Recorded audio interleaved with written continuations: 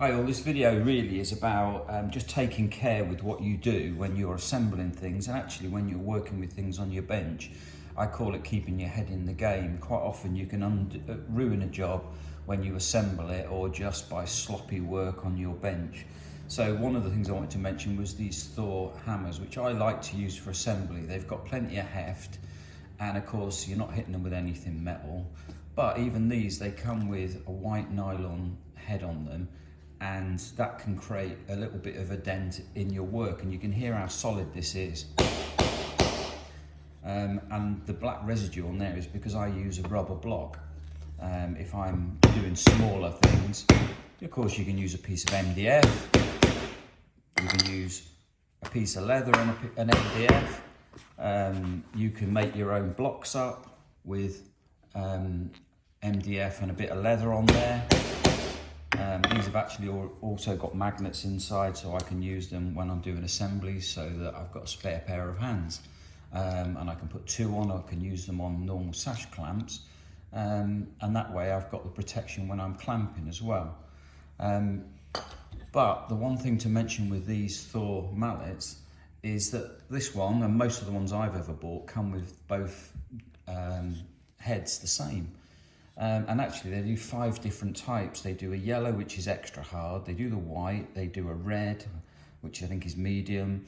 They do a brown, which is tough. And then they also do the softest one, which is grey.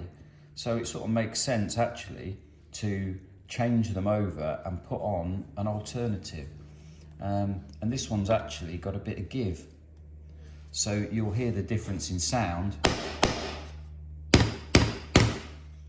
So for about, I think the extra ones are about £2.50.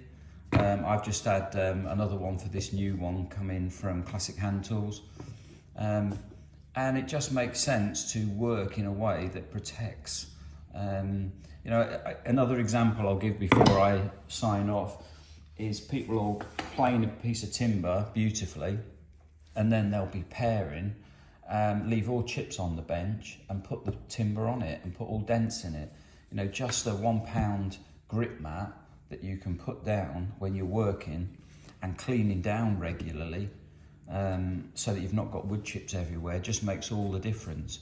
So really, the overall theme is you can undo a lot of good work by rushed assembly when you start panicking because the glue's going off and you reach for a clamp quickly and don't put any protection on the jaws, or it's not going together as you thought, so you start walloping it and pick up the nearest hammer and mallet. Actually, these, you would struggle to put a dent in, but there's plenty of weight there for assembly, and you get a feel, you get feedback as to if something's jammed and needs adjusting, or if it's going together well. So for an extra £2.50, you can turn what is already a good mallet into something much more usable.